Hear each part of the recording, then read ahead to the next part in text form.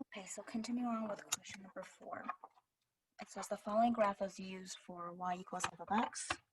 I'm going to be sketching f prime of x. Okay, so there's the relationship here.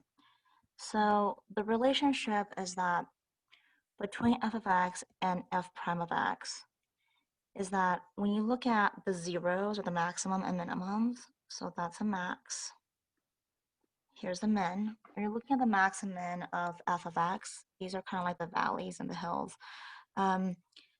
This is where your slope is equal to 0 because it is a horizontal slope. So then what that means is that with f prime of x, and you can say when you have the max and the min of f of x, this is saying for the f prime of x, the slope is going to be 0, which in turn means that your graph is going to be when x equals 0. I'm sorry, when y is equal to 0. So then as I look at this graph, this is when y equals 0.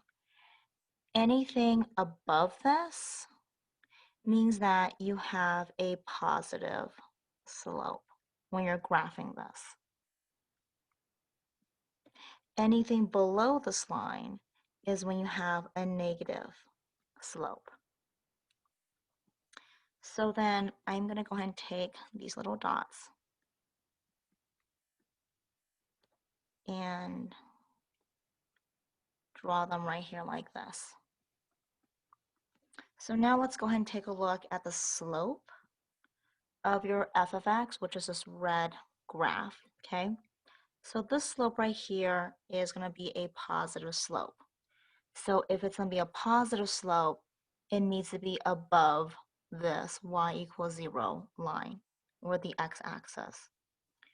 So then here is my graph for f of x, and let's go ahead and maybe color this black. So it's going to be above, like this. Okay? Then you take a look at the rest of the f of x line. This right here is a negative slope. So what that means is that your f prime of x has to be below this line where it says negative slope. But then it has to connect to this point. So it's going to be like this. Okay? And why does it connect to this point? Because if you look at your f of x, this is where your slope changes. It's going to go to a positive again. So you cannot have it keep going down this way and not meet up here because it's going to go into a different direction. So then let's move back to this part right here. Take a look. Now the f of x is going to become a positive slope. So your graph has to be above. Your f of x has to be above. The x-axis. So essentially it's kind of like a parabola. So this black line is your f prime of x. So I guess the rule of thumb is that, I guess I should say, first step, you need to go ahead and find the max and the mins of f of x. After you do that, go ahead and draw the dots when y equals 0. Okay? And then after that, identify the positive and negative slopes of f of x.